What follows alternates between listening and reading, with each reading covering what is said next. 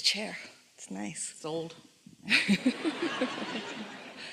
So I've been listening to you for a while, and I get the thing that you say that nothing is more important than how we feel, and the quickest way to get things that we want is to be happy. And what you want is to be happy. That's interesting the way you said it. The quickest way to get what we want is to be happy. Well, but the reason you want what you want is because you think having it will make you happy. So the quickest way to what you want is to be happy, so you're already there. So then it can come more quickly. But humans worry about that. If I'm already happy, even though it hasn't come, somebody's going to hold it out. Like my mother did. If I was good, then she didn't give it to me. I really needed to be needy. I need to be needy before my mother would give stuff to me. And the universe is not your mother. Your mother was screwed up. So my question is, throughout the day, I look for things, not to make me happy, but I look for things to appreciate. You know, oh, there's a cute little puppy, or look at the sky, it's such a beautiful color. That's a nice thing to keep momentum going. In other words, from a place of alignment, then deliberately looking for positive aspects can hold you in that steady vibration and allow the momentum to increase, which is more and more satisfying, isn't it? Right. But a lot of the times when I'm kind of checking in with myself, you know, you get caught up in the day and you're just kind of, you know, on go mode. I'm asking myself, okay, how am I feeling? Am I happy? And a lot of times I'm like, meh, okay.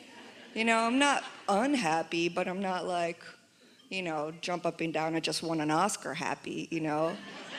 So, almost no one is.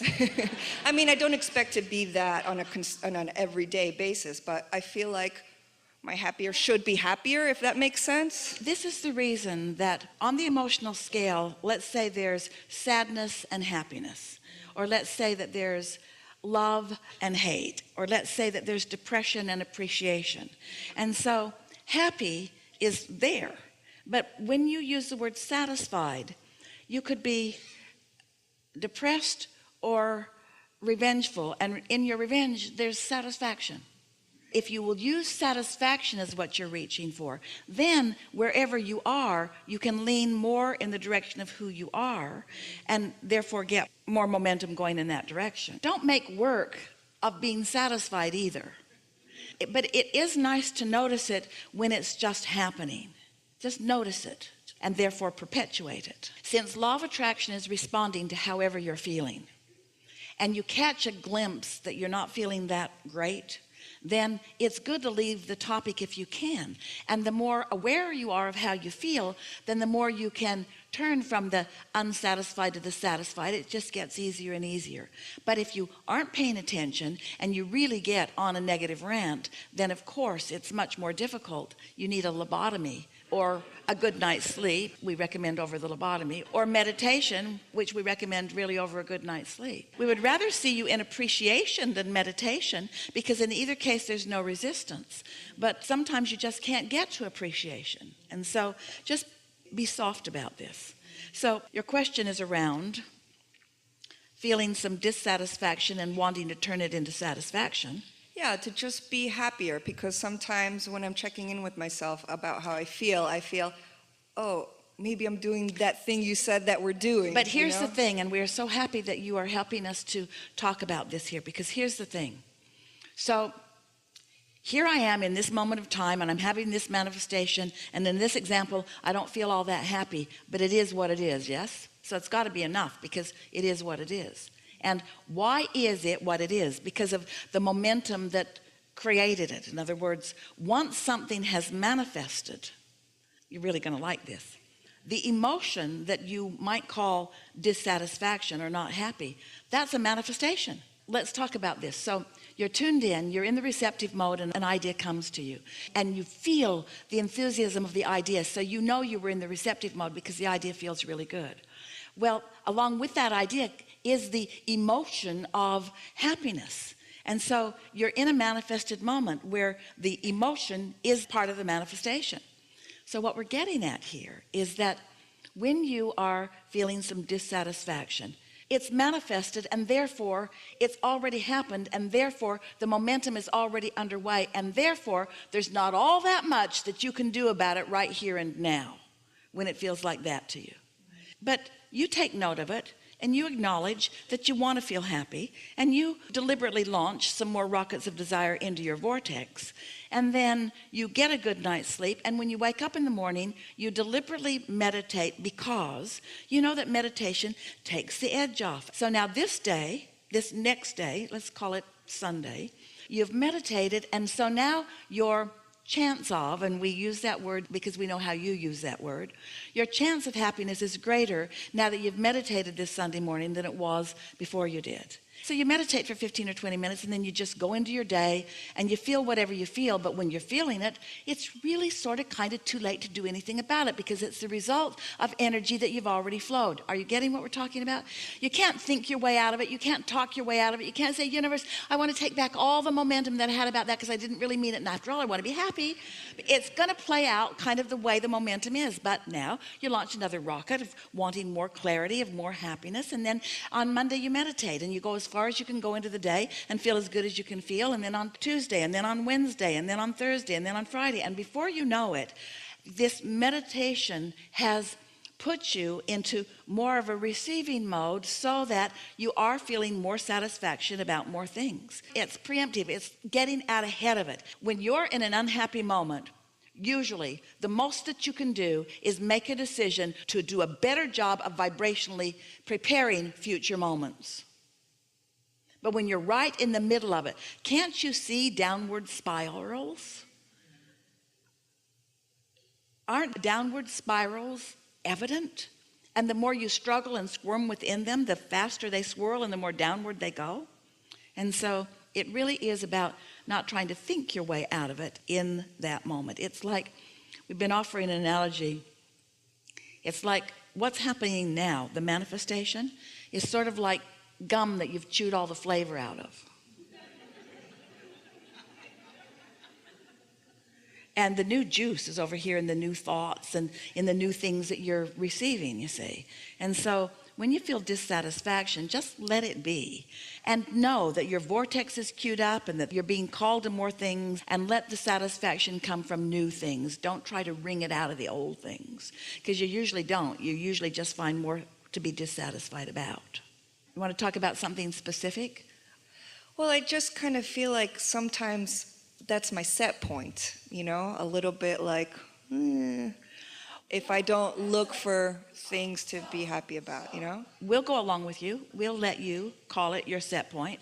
But what do you think the set point of your inner being is? Elation, happy. And in fact, the only reason that you can feel that discomfort is because you have departed, or you've moved away from the vibration that your inner being feels, and your inner being is not going to join you over there. So there are two set points involved here: the emotional vibrational set point of your inner being and yours. Isn't it sort of satisfying to know that your dissatisfaction is an indicator of where you stand? Can't that be a little satisfying? Well, at least I know I'm not in alignment with my inner being, and at least I know my inner being is looking at this differently, and at least I know there's help on the way, and at least I know I'm blocking the help right now, and at least I know that it won't last like this forever. You see what we're getting at? Doesn't knowing how this all works help? Esther was annoyed at first when she realized that her negative emotion was because we were in a different vibrational place than she was. And one day, after some pretty strong momentum, she said, Abraham, if you're my friend, come over here where I am and close the gap. I think you should just come over here where I am and I'll feel better. And we said, we're not coming, but we will hold tight here, and we will shine a bright light, and we will never take our eyes off of you, and we will never stop focusing upon all that we know that you want, so that sometime when you are not doing that thing you're doing that is keeping you apart from us, you might stumble into a little bit of happiness. Right. So what's that thing that I'm doing that's keeping me apart from you? It's that. It's that. Okay. It's that. It's thinking too much about it. It's noticing that I'm not happy. It's trying to figure out why I'm not happy. It's trying to wring the unhappiness out and put more happiness in. In other words, it's chewing the old gum. It's too much attention to the old reality. And we're calling the old reality, this reality that you're calling right now, this red hot minute. That's old. That's old because the juice is chewed out of it. And where your satisfaction will always be is in the new movement with the new energy. That's where satisfaction is. That's what satisfaction is. Satisfaction is tuning in and allowing the frequencies to blend as you evolve and attract as one set point. So you can have an ornery set point, your inner being never will. You can have a confused set point, your inner being is always in clarity. You can have a hateful set point, your inner being is always in love. So as you meditate and deactivate, because when you quiet your mind, you quiet thought. When you quiet thought, you stop any vibration. When there's no vibration, then you've quieted yourself. And now you can easily find your way by law of attraction, in the absence of resistance, right into vibrational harmony with who you are. And so that was a good sequence, wasn't it? So now, as you find that satisfaction by no longer doing that thing you do, that's a negative way of saying it. If you'll stop doing that thing you do, it's like your cork is floating. That's what alignment is. You can hold it under the water. That's what not alignment is, but when you let go of it, it's going to bob right back up there. But most humans try to overthink things. They try to figure out what's wrong. What am I doing wrong? Why isn't it working out? And we say, just let it go. It's just going to get worse when you're in that mindset. Esther has been doing something that is very productive for her. And we want to tell you about it because we know that it could be productive for you too. Because you are a transmitting and receiving mechanism all the time. In other words, you're transmitting thoughts and receiving thoughts. And so you're broadcasting thoughts to each other. You are all more telepathic than you know.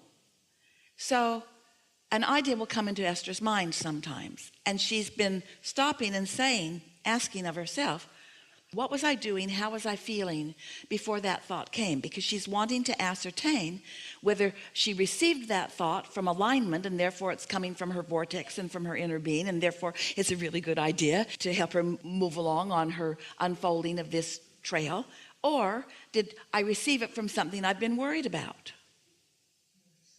It's a really fun game to play. Where did that thought come from?